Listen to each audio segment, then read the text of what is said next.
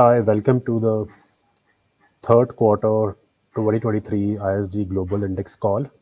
I'm Sumit Jain, Vice President at ICICI Securities covering technology sector, and I'd like to thank the team at ISG for their valued work on the industry and for asking us at ICICI Securities to introduce this call today. ISG has been hosting these index calls on the IT and business services sector for more than 20 years.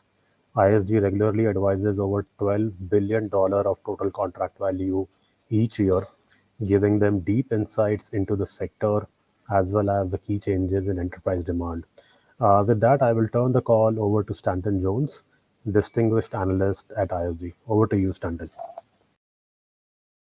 Thanks, Amit, and hi, everyone.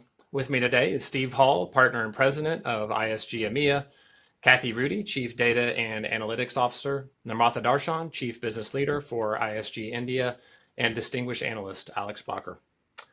This is our 84th consecutive index call. So whether you've been joining us for many years or are new to today's call, thank you for investing some of your time with us today as we give you ISG's point of view on the health and the growth of the IT and business services sector. Steve, I'll turn it over to you for a recap on the big three thoughts from the quarter. Great. Well, thanks, Stanton. It's been an exciting Q3 for sure. Let me go through the big three. First of all, managed services demand remains strong. We saw 9 mega deals awarded in the quarter and really just a surge of mid-sized deals. We continue to see really strong demand for cost optimization, both in the awards ISG is advising and in the broader market. The second big thought is interest in global capability centers continue to grow as enterprises are increasingly using global operating models to build internal capabilities, balance their need for talent, and address core cost pressures. Alex will discuss some great insights from some research we just completed. Finally, we're starting to see the impact of generative AI as providers propose dramatic productivity improvements across applications, IT operations, customer experience, and business automation. Again, we just completed a detailed analysis of the enterprise Gen AI use cases that capture the exciting investments in this space. Let's take a few minutes now to go through the global markets. Despite a record-setting managed services ACV, the combined market was flat quarter over quarter, down 7% on a year-to-year basis, and down almost 12% from its peak of $26 billion in the first quarter of 2022. The managed services ACV, though, reached a record high of $10 billion for the second consecutive quarter, continuing the streak of growth in 10 out of the 11 last quarters. We saw over 650 contracts, including 9 mega deals awarded this quarter, and growth was really driven by strength in the energy and healthcare sectors. The managed services market is on pace to deliver over $40 billion of ACV this year. Over 2,000 contracts and $30.3 billion of ACV has already been awarded year to date, which is up 6%. The total ACV of deals between $30 million and $60 million was up over 65% year over year, with over $5 billion of ACV awarded in this range. Disappointing news is really the as-a-service market. We continue to see some weakness in cloud spend, which was down 2% quarter over quarter and down 15.5% year to date.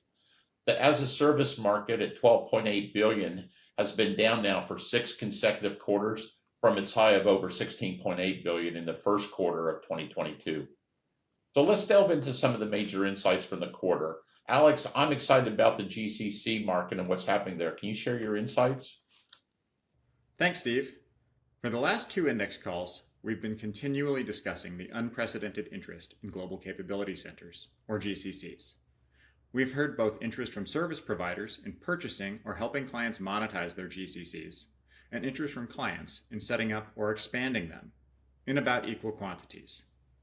A recent study done by ISG Research on over 300 large enterprises has validated this dual trend of clients either divesting or growing their GCCs. Interestingly, the motivations for either decision seem to be about the same.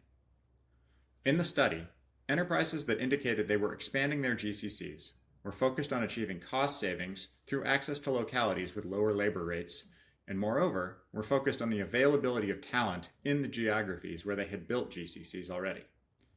Conversely, Those who were facing challenges with their GCCs and looking to divest or monetize them were facing employee attrition and difficult talent environments, and were struggling to manage the operating costs and complexity. To see cost and talent driving demand in the GCC market is not surprising, but to see these driving decisions in both directions speak to the complexity of the market right now. So to try to bring some clarity to this, we've segmented the enterprises into 3 GCC archetypes, as you can see here. The first archetype has been focused on solving the talent side of the equation. Overwhelmingly, they have achieved their cost targets, but their quality and satisfaction metrics have declined significantly as a result. And over the next 24 months, they are planning on reducing staff. This is the group we believe are focused on monetizing their GCCs.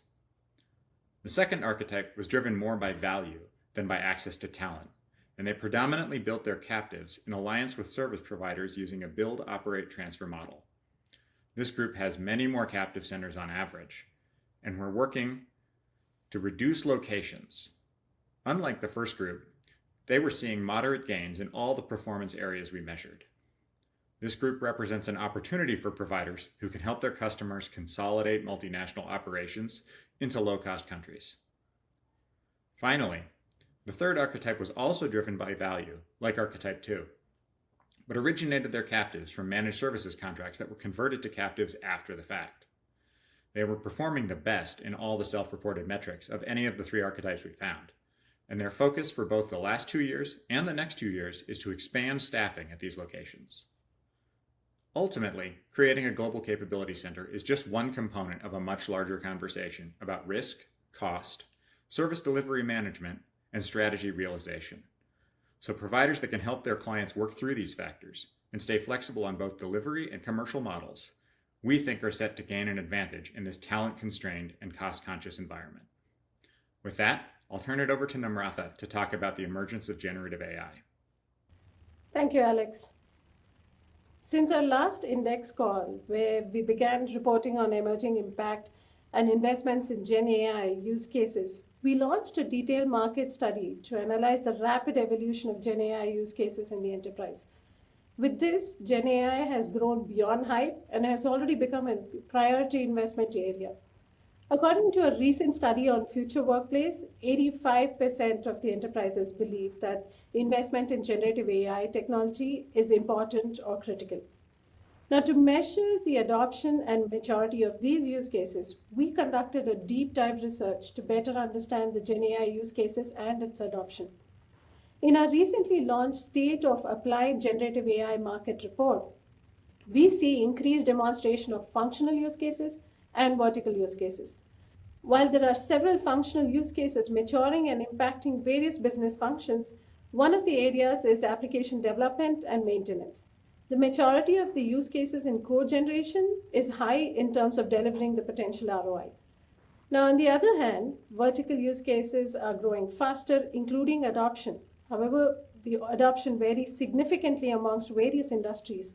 For example, BFSI. It leads the charts in terms of both mature use cases and adoption. Whereas in other verticals such as manufacturing and healthcare, they're still in ideation phase and are still being developed. Now, turning to see how enterprises are embracing this change, enterprise focus on Gen AI has significantly increased, and their willingness to experiment or work on POC is high, despite the uncertainties, the security concerns, the ROI and data quality, etc. Enterprises are also increasingly leaning on their service providers to actively partner and identify areas of applications. On the other hand, providers are actively investing in building solutions and are proactively collaborating with enterprises to co-create solutions. They must also focus on potential ROI and articulate the viability of these applications, so enterprises are much more confident in investing. Now, while ROI is one of the biggest concerns, there are other concerns that the providers must also address, like ethical concerns, security, encourage enterprises to focus on managing legacy data, and other legal concerns. So while we are seeing strong interest in Gen AI from enterprises and a growing number of use cases from providers, what's missing here to really accelerate AI adoption is what we're calling a business architecture. basically a reference model on what a good enterprise AI strategy should look like. These kind of models are really important anytime a new technology emerges. We saw this with cloud, now we are seeing it with AI. With that, Stanton, I'll turn this over to you for an update on managed services demand. Thanks, Namratha. As Steve mentioned, demand for managed services continues to be very strong, and that's especially true for IT outsourcing. The ITO market had its best quarter ever in the third quarter, and on a year-to-date basis, ITO is up 14% year-to-date.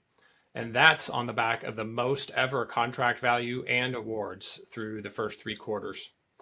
And on a regional basis, most of that ITO growth came from the Americas and Asia Pacific, while EMEA was up slightly. Within ITO, applications continue to drive the lion's share of the growth, with ACV up 24% year to date. 65% of ITO ACV is now coming from applications outsourcing.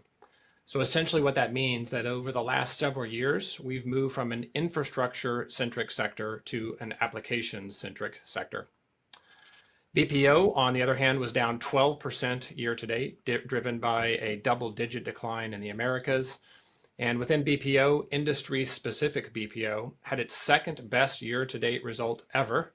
But given how strong 2022 was for vertical BPO, it's down almost 25% year-to-date, as you can see here.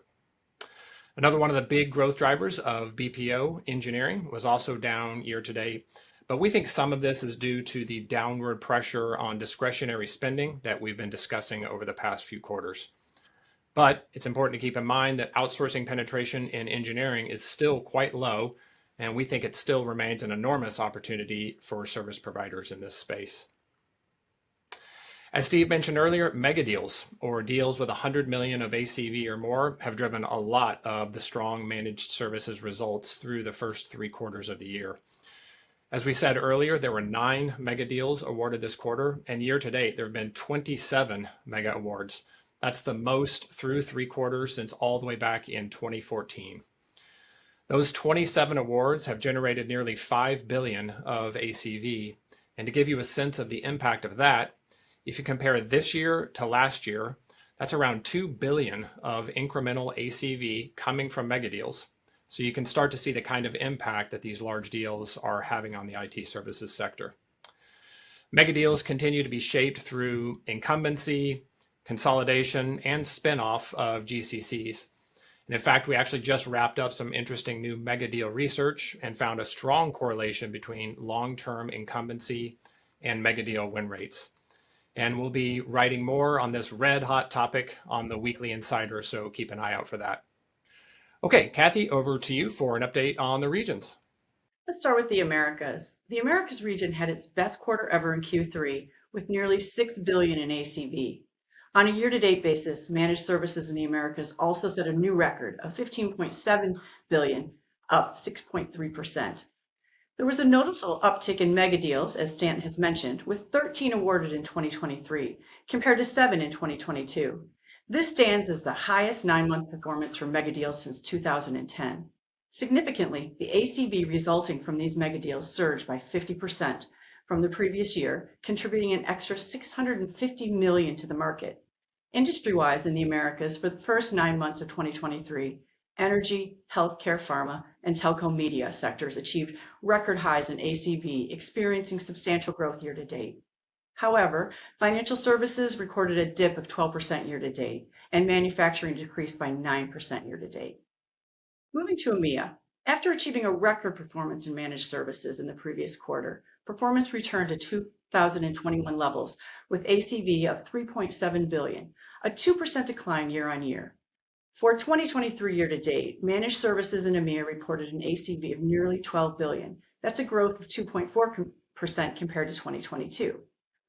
While the mega deal count for the year stands at 10, just one shy of 2022's total, the value of those mega deals has surged by 55%. From a market perspective year to date, the financial services is up 14%, with energy sector also up 36%. In contrast, manufacturing and travel and transportation decreased by 14 and 23% respectively. Regionally, the UK stands out with 3 consecutive quarters, each exceeding 1 billion in ACV, resulting in a year-to-date jump of 49% compared to 2022. The DACH and France markets face challenges, both seeing a 25% drop year-to-date. Let's take a look at APAC. In APAC for the third quarter, the managed services market reported an ACV of $651 million.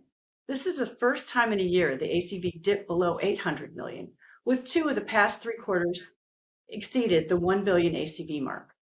Despite the overall decline, new scope activity in the third quarter shows an increase of 28% year-on-year. For 2023 year-to-date, the managed services sector had an ACV of $2.6 billion. That's reflecting a growth of 25% compared to 2022, a record not seen since 2012.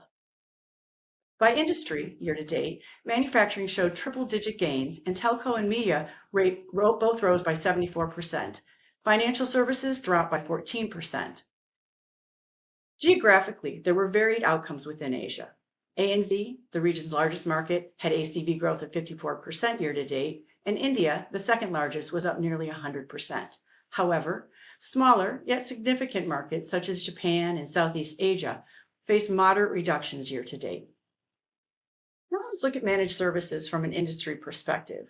Given how big and how important the BFS sector is to the IT services sector, we're going to focus on this industry this quarter. As you can see here, BFS is down across every category year-to-date: combined market, managed service, and as a service. But for today, we're going to focus specifically on managed services, which is down 3% year-to-date.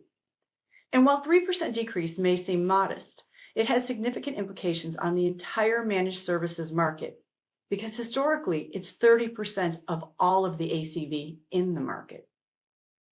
To show you what kind of impact BFS has on the overall market, if BFS were flat, instead of down 3%, an additional $300 million of ACV would have been added to the managed services market, which in turn should have increased overall market spend growth from 6% to 7%.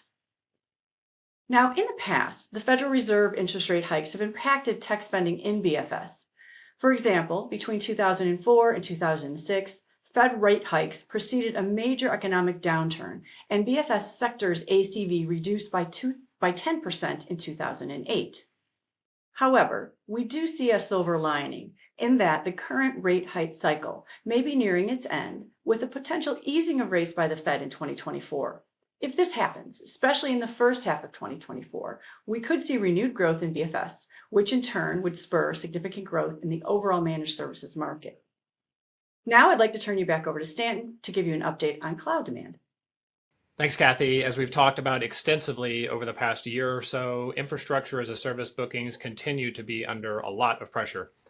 As you can see here, year-to-date bookings for IaaS are down almost 20% versus 2022. And this is the only 9-month decline we've seen for infrastructure as a service since we started reporting on the segment back in 2015. And regionally, it was pretty much the same story. EMEA was down 15%, and both Asia Pacific and the Americas were down by 20%. The big 3 US hyperscalers saw bookings decline by even more than the overall IaaS basket. They declined 22%, as you can see here. But it's important to keep in mind that this is part of a general downtrend in infrastructure as a service that's really impacted all 3 providers evenly, and it's not really an indication of something company specific. And given that the big 3 have over 65% of the market share of our infrastructure as a service basket, that means it'll likely be 1 or 2 more quarters before we start to see the bottom of this cycle for infrastructure as a service. That said, we still see significant demand happening around cloud, especially around application modernization. But much of this work is being done within the context of existing framework agreements, many of which are coming up for renewal in 2024, so we'll be watching this closely. Okay, let's move on to software as a service. Year to date, the SaaS segment produced $11.5 billion of ACV, and that was down 6% versus 2022. However, unlike infrastructure as a service, with SaaS, we think we may already be at the bottom of the negative cycle. And that's because of what's happening within the top 10 SaaS providers and what's happening with each SaaS category. The top 10 SaaS providers actually grew bookings by 7% year to date, and we continue to see enterprises favoring platform-based consolidation as opposed to best of breed. And when you look at the SaaS categories shown here on the right-hand side of the chart, you can see that most of them saw negative year-to-date growth. But if you look at the quarterly results, areas like collaboration, content management, and ERP were all up year over year. So it's the combination of these two factors that signals that SaaS has likely bottomed out. And if that's the case, it's likely to have a beneficial knock-on effect for the systems integration practices for many IT service providers. Okay, Namratha, back over to you to take us through the provider leaderboards. Thank you, Stanton. As a reminder, providers are listed in alphabetical order, and positioning is based on annual contract value signed over the past 12 months. The companies new to the list are denoted with an asterisk, and also a reminder that the regional leaderboards can be accessed on the ISG website. The trend continues as we saw very little turnover in the Big 15 leaderboard. One new addition to the Big 15 is Kindred, which won a variety of contracts at Canara Bank in India, Telefónica de Argentina, and Care New England, a deal that ISG brokered. The real story this quarter was the slew of mega deal signings focusing on cost takeout by many in this group. HCL Tech closed a deal with Verizon Business as a managed network services collaborator. TCS will deliver a broad range of services to the digital unit of JLR. Liberty Global will outsource the development and operation of their Horizon entertainment platform to Infosys.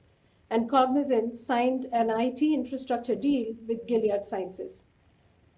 The Building 15 added a couple new firms. Computer Center joined due to several large awards in the dark market. And Capita made the cut with wins from customer experience renewals at Virgin Media O2 and a BPO deal at Student Loans Company. In the Breakthrough 15, Coforge moved up a category. Emphasis rejoined after being particularly active in the BFSI space. Turning to the Booming 15, who were unusually quiet, 2 slots turned over. CSG joined based on a large extension with Comcast, and HGS came back this quarter.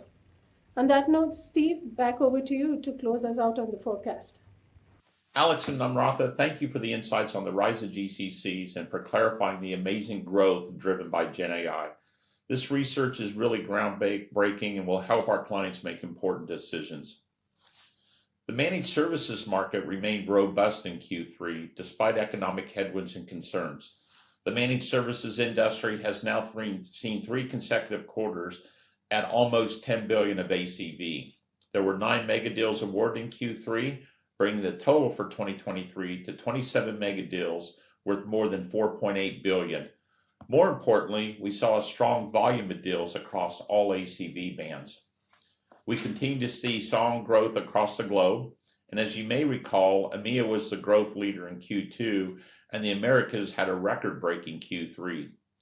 Year to date, the managed services market is up over 6% compared to 2022, even with the BFSI sector down 3% year to date. The as-a-service market dropped 15.5% year to date, primarily based on weak bookings with the major cloud providers. The big 3 hyperscalers continue to see a decline in bookings. The China-based hyperscalers are past the higher compares, and a decent fourth quarter could potentially leave them flat for 2023. The SaaS segment grew by 8% last quarter, and with several major segments within this group really gaining momentum. From a macroeconomic perspective, we've seen modest improvements in decision-making and increased spend, but global interest rates remain high and concerns persist with energy prices, a strong dollar, and the expectation of a prolonged period of higher interest rates. As Kathy mentioned, this could result in additional headwinds for tech spend and the managed services segment. Clients continue to restructure their IT landscape, though, to adopt the multi-cloud environments, hybrid work arrangements, and are beginning to experiment with Gen AI enterprise-grade use cases. We expect the applications market to continue to expand in 2024 as well. Given the strength of the managed services market, we're improving the full-year growth in the managed services sector to 5.4%, up 40 basis points. These adjustments reflect the strength of Q3 and the overall focus on cost optimization at the enterprise level. Q4 is typically a stronger quarter for the managed services market. Since 2000, there's only been 4 times where Q4 generated less ACV than Q3, and it's only happened once in the last 10 years. The as a service situation is a bit trickier. Though the SaaS market is returning, cloud is still under pressure. Therefore, we are leaving our forecast at 11.5% growth for the year. So that brings us to the end of the formal call. We'll now open it up for questions. Please type your questions in or comments to the right of the screen. And Sumit, would you like to start the questions? Yeah, surely, Steve. Firstly, thanks a lot for that insightful presentation. Clearly, a lot of takeaways for everyone. So maybe firstly, I would just like to talk about on the demand side. Clearly, we are seeing a lot of pressure on the discretionary side in terms of rationalization of tech spending, particularly after 2 years of very strong demand post the pandemic. And of course, I think there is a self-limiting factor to this extent of rationalization. So just wanted to understand, if the macro continues to remain tough in calendar 24 as well, given, the geopolitical risks we are seeing, the oil prices, continued high inflation, and maybe higher interest rate regime as well. How do you see this self-limiting factor of rationalization of tech spending playing out, particularly in the second half of calendar 24? I mean, it's like predicting something which is 6 to 9 months down the line and slightly more difficult. But based upon your past experience, how long this cycle can continue around rationalization of discretionary demand? Stan, you want me to take that one? Yeah, go ahead, Steve. Yeah, absolutely. So again, thank you, Sumit, for joining. On the demand side, you're right. It is a bit hard to predict going in over the next 9 months. In general, we still do see a pullback on discretionary spend. I think it's been consistent for the last sort of 2 to 3 quarters. Someone told me recently, I think we're in the most talked about non-recession ever, but that really means that organizations are being cautious on how they allocate dollars. But there's also a lot of high expectations that I think are out there on the discretionary side.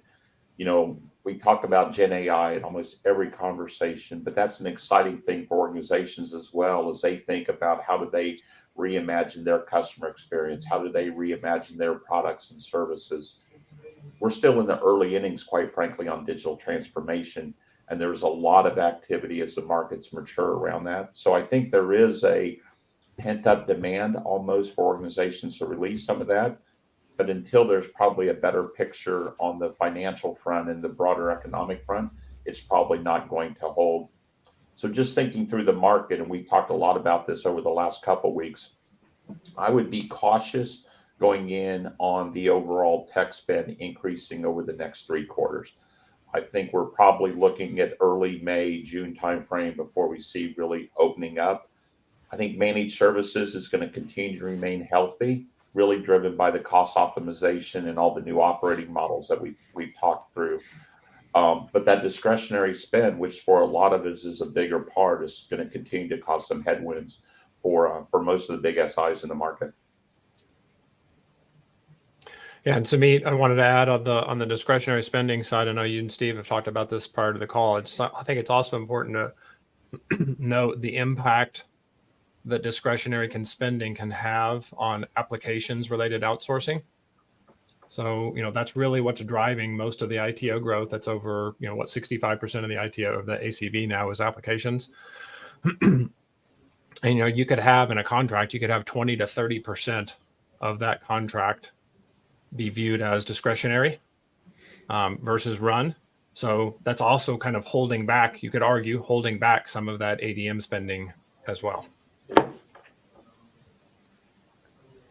Got it. No, that's very helpful. And on the demand side, I guess in terms of your forecasts, particularly for as a services, ACV of 11.5% for the entire year, that implies a very strong YOY growth in the fourth quarter. So are you expecting some budget flush out there or, any significant activity on the as a services side? Yeah, the activity looks strong, Sumit. So you're right. When we build up the forecast, we really take a look at the pipeline all the way through. we look at the macro environment, we look at the strength of that. We actually break it down by vertical and country to pull it together. So we raised it, the 40 basis points to 5.4, really based on strong demand that we see across. Assuming that we get, we're accurate, we should see another 10 billion plus quarter of ACV. It should put us up in the over 40 billion of ACV for the year, which would be right around the growth rates that we see.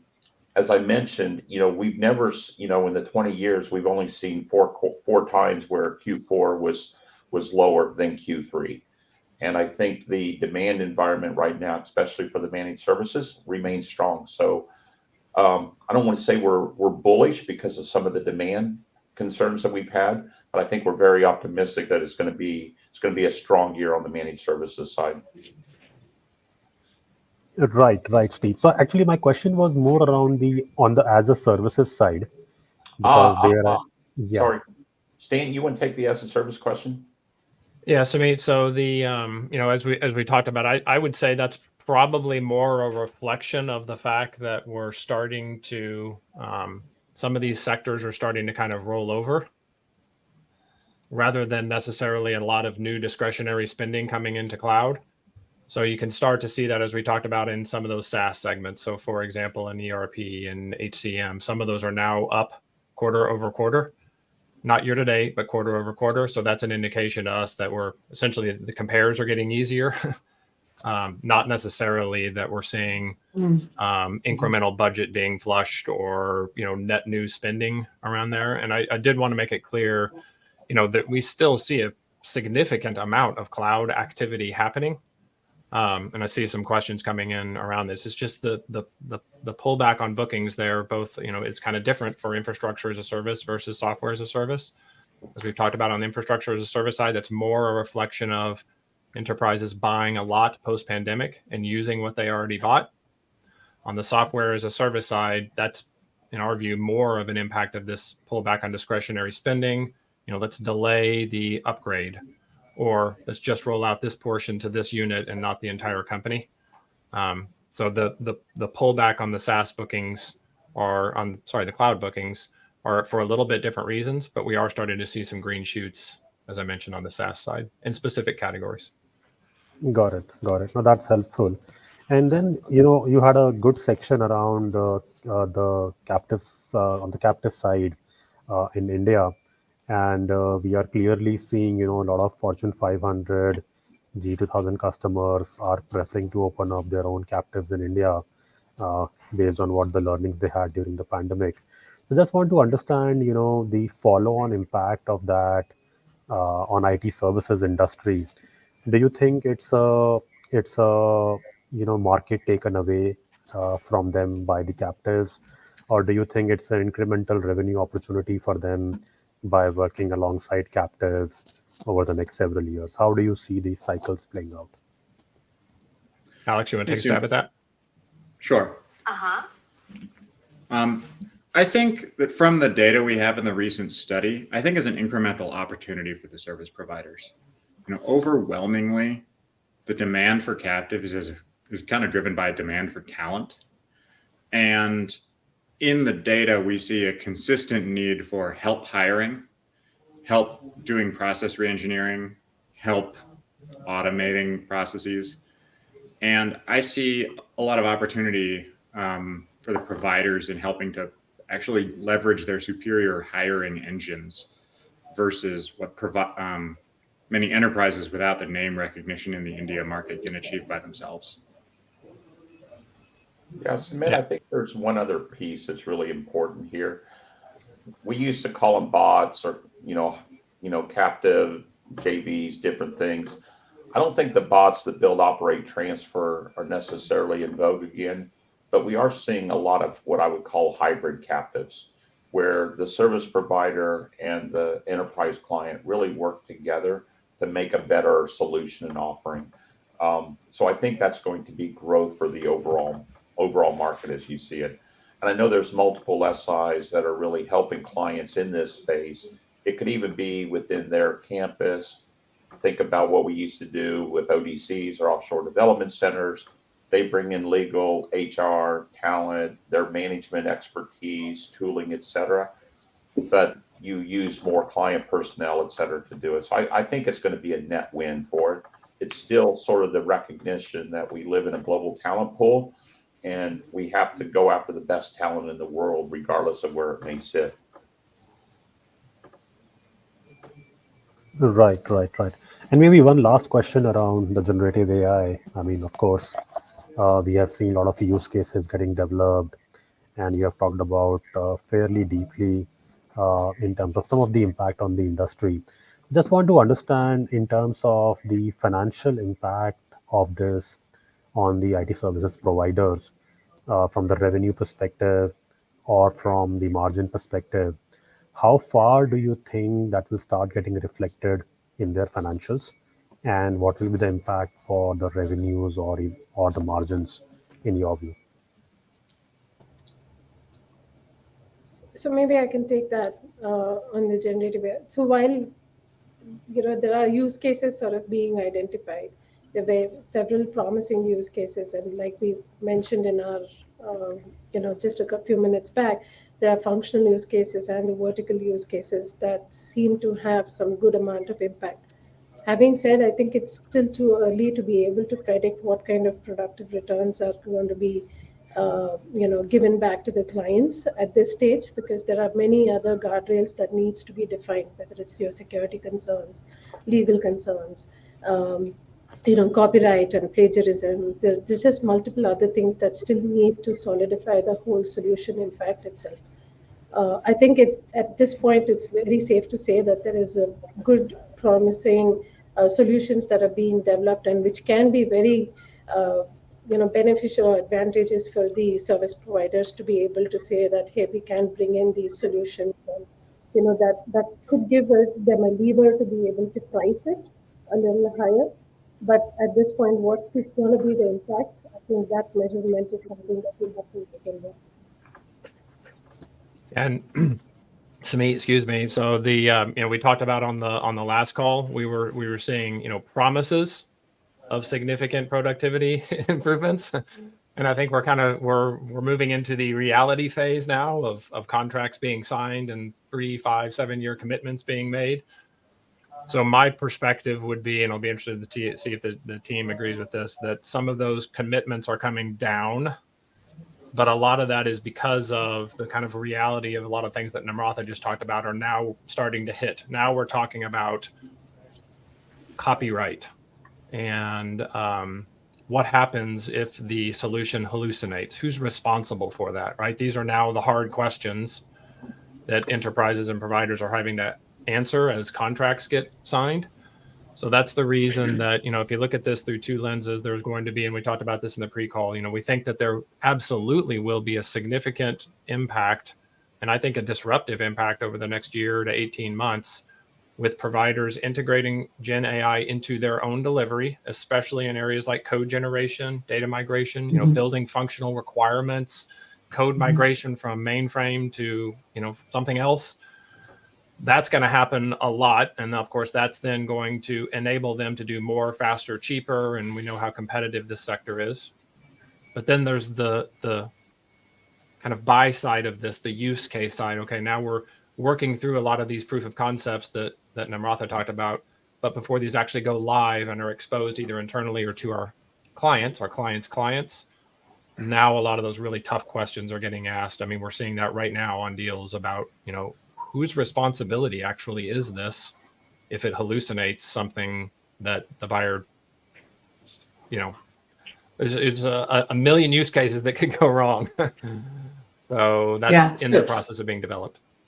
So Stanton, from my perspective and looking at pricing in the market, we're just watching deals right now to see if the year-on-year productivity promises are higher than in the past, which could indicate that they're going to be leveraging generative AI solutions in the way they deliver to the client on a managed services deal. And then the other side of it, as you said, are the use cases where they're doing the actual implementation for clients. And those use cases are driving productivity for the client themselves. Right. The other thing to look at in terms of those managed services deals with the year-on-year productivity is how does the overall margin impact across the market. So there's a couple of levels we'll continue to watch, but right now it's too early to tell, but there's a lot of prompts. Great. Thanks a lot. Thanks, Sumit. Okay, so Sumit, is that it? Okay, yep. Let's go ahead and jump into, we've got a bunch of questions coming in, so we'll do some round robin here and get to as many of these questions as we can.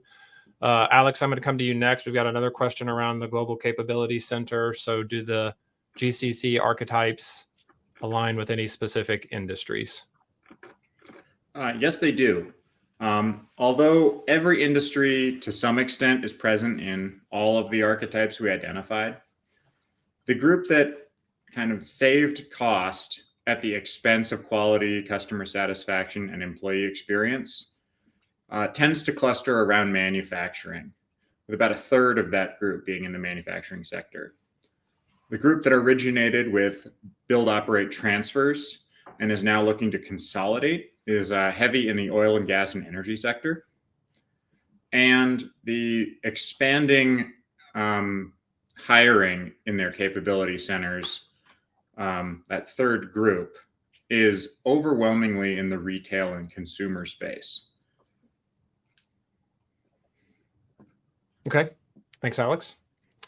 Next question, Kathy, I'm going to come to you. We've got a question around rates. So are we seeing any changes in rates for infrastructure services versus ADM? Okay.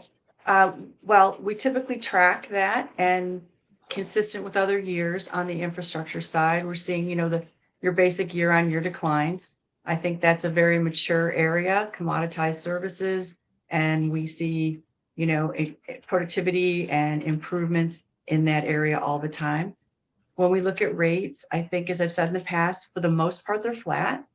There are obviously those skills that are in demand that are commanding higher rates in the market. Sometimes we're seeing increases in the double digits for those types of skill sets.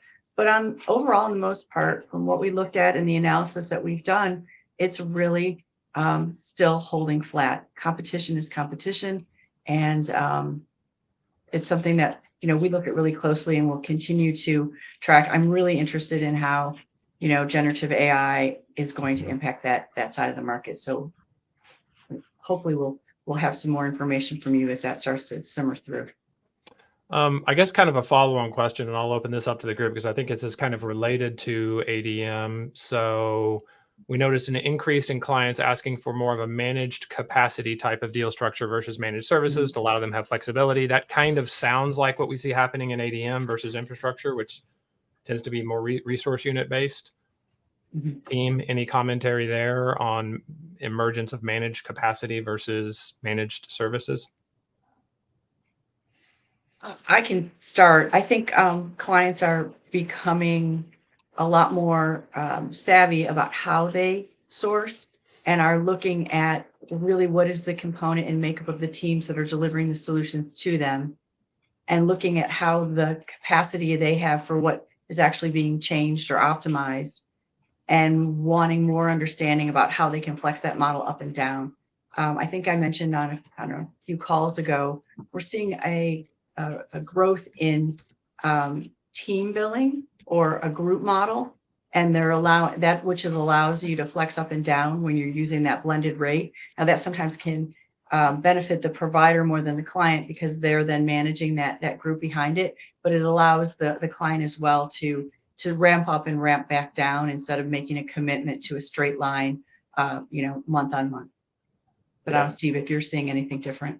Yeah, I think it's difficult. I do see clients wanting to move to a managed capacity model, and it's a bit like the pods that we've talked through for the last several quarters, where you have a pod and you can do more. The challenge that I see with managed capacity models, though, from an enterprise client perspective, is the attrition. And if you can't long-term manage that team, and if it goes up and down, you're constantly in this cycle where you're training new people. Because from a service provider standpoint, you got to reallocate those people if the client ramps down. So you almost want to get to the point where you're doing critical work and you've got that level, and you ramp up at times where it makes sense. When you just ramp up and ramp down all the time, then you really are almost in this constant training, constant L&D mode, and attrition becomes a real issue. So though it feels like flexibility, when it comes to labor, it's not really the same as flexibility that you get with compute or storage or other more flexible models. That's right. Sounds great, but it tends not to be, you lose so much productivity that it tends not to be a great model from a client perspective. Yeah, and I'll jump in on the captive side. I think there's something relevant here, which is looking at the motivations of those who are insourcing labor into their captives versus those that are trying to grow their captive pools. And it's exactly the balance Steve is talking about. Those who are insourcing are primarily focused on kind of getting control over talent quality and believe they're going to be able to do that better in-house. Whereas those who are kind of expanding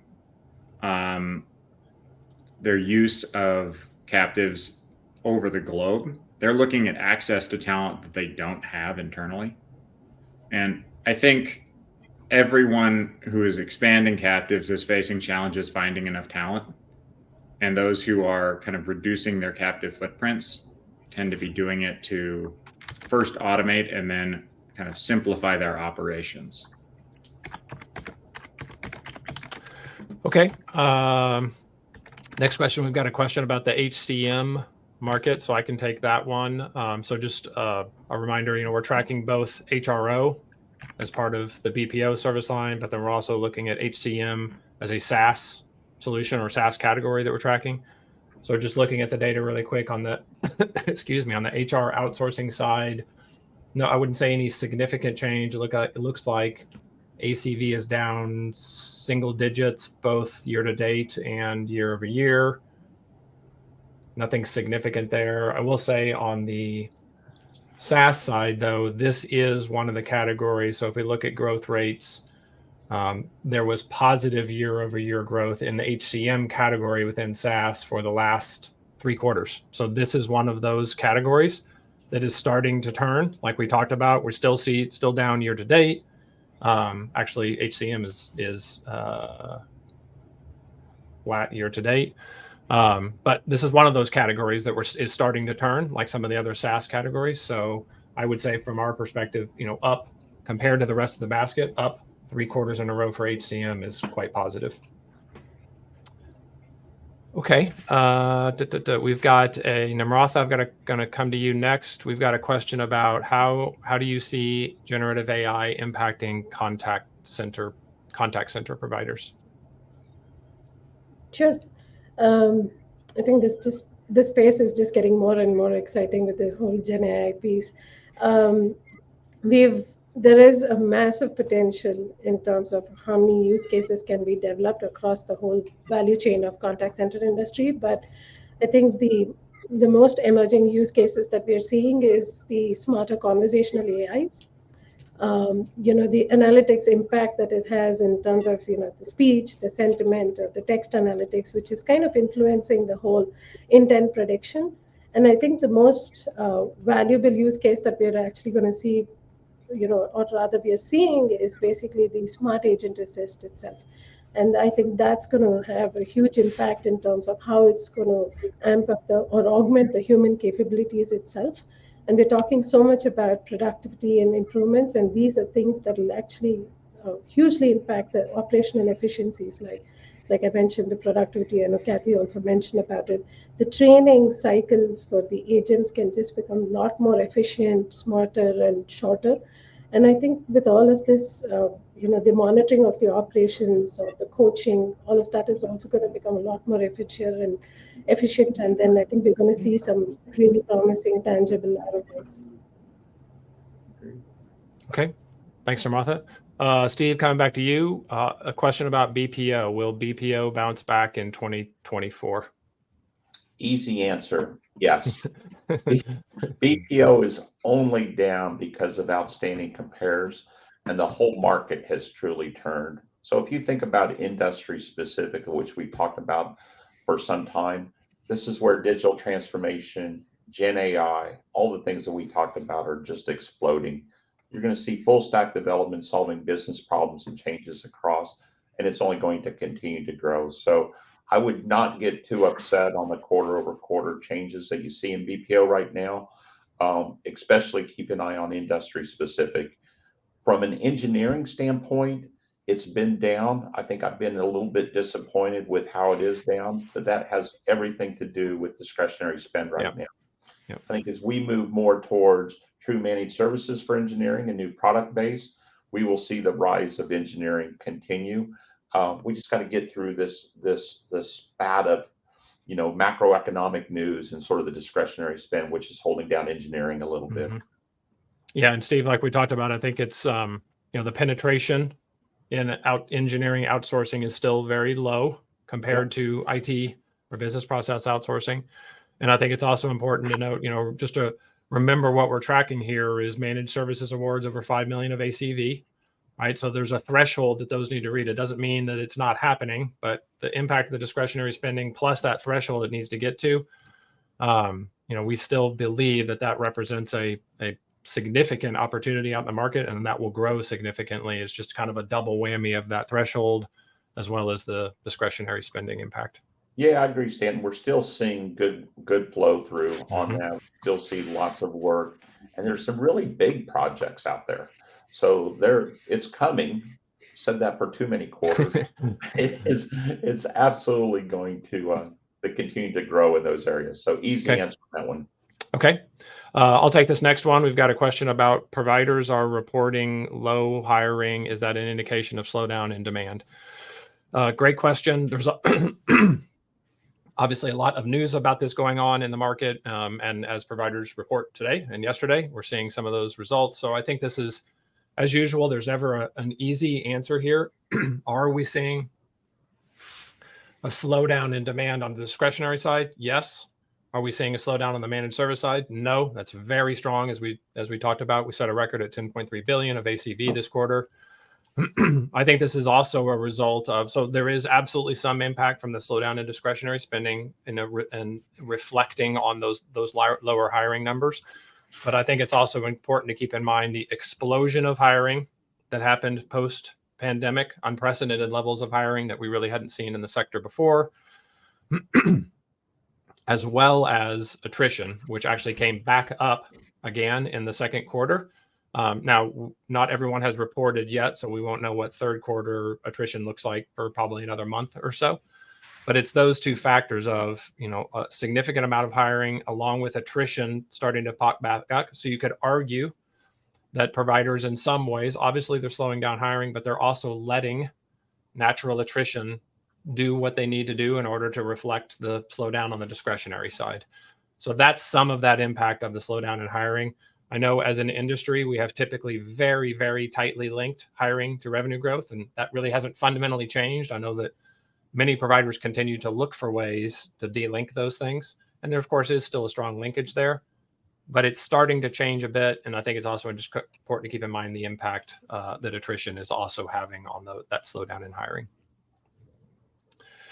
Okay, Steve, we've got a question about overall IT budgets growing or shrinking in 2024. So maybe Kathy, Steve, if you have any thoughts on IT budgets for next year, or Alex as well.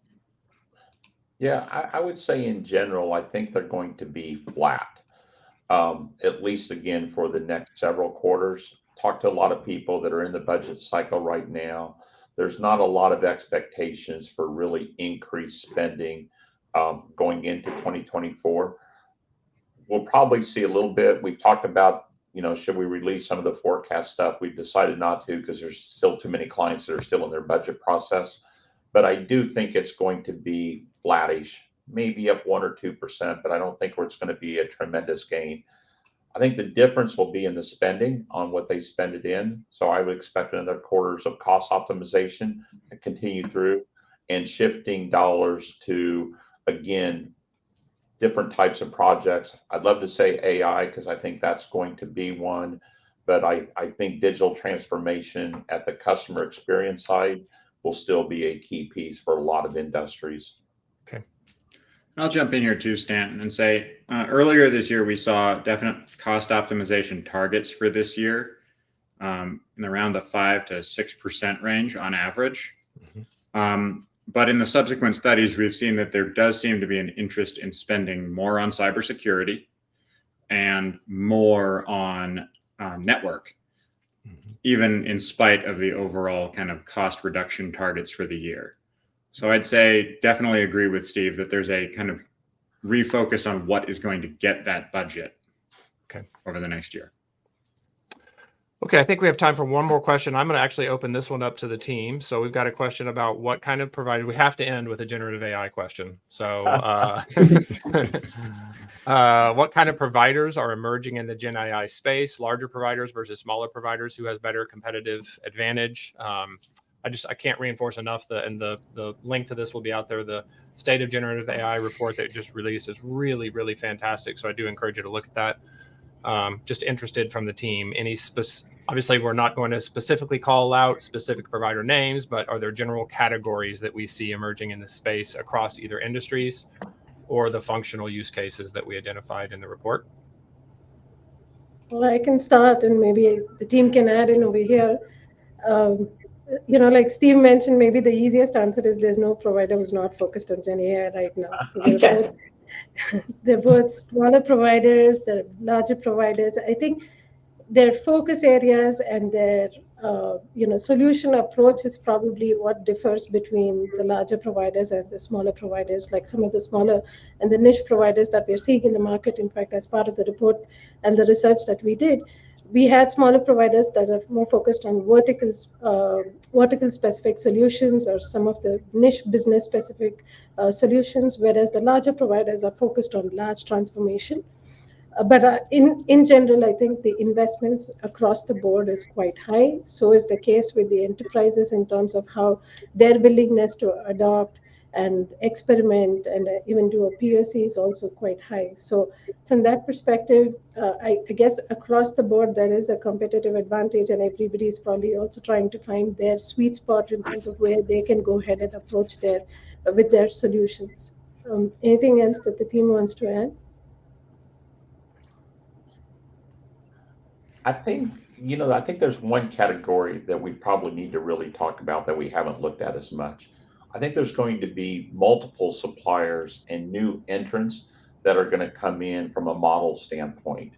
And we talk a lot about implementing and changing some of the LLMs and some of the models, but I think there's going to be new models evolve. I could almost see a marketplace of models, if you will, where we really start thinking about whether it's weather data or agricultural data or different models that come in that are very specialized that really help enterprises figure out how to monetize their data within LLMs. I think the challenge that we're going to have is, do we have the compute power to be able to manage that amount of LLMs, the APIs that are required, the complexity of doing that? And that's where I think the SIs can really come in and help. I'm amazed at the investments in a good way, right? November 30th is when this all kicked off, or not even a year ago, even though AI has been around for 15, 20 years. The democratization of it was really just 9 months ago, where it really hit the top of the hype cycle. In that time, we've probably had 10 billion of investments just from the SI community on training, on tools, on people, on processes. I think we'll see a lot of acquisitions in this space as well as we go forward for smaller firms that are making really big bets and really creative solutions. And Namrata, I think you're right. I think we're going to see industry specific solutions and even industry horizontal solutions really rise that are going to be scalable as they go forward. So, I mean, we talk about it a lot, but that's because there's so much talk about the hype is real on this. And I think we just got an amazing opportunity within the industry for what I think is really the Cambrian explosion of AI, if you will, that we keep talking about. Okay, thanks, team. So we're going to go ahead and close out the call. Sumit, big thanks to you and your team for hosting the call today. As a reminder, you can get a copy of the slides and the regional leaderboards out on the ISG website. The State of Generative AI report that we just mentioned that Namrata talked about is out there as well. And finally, we have our fourth quarter and full year, hard to believe, 2023 call, and that will be on Thursday, January 18th. Thanks for joining us and have a great weekend.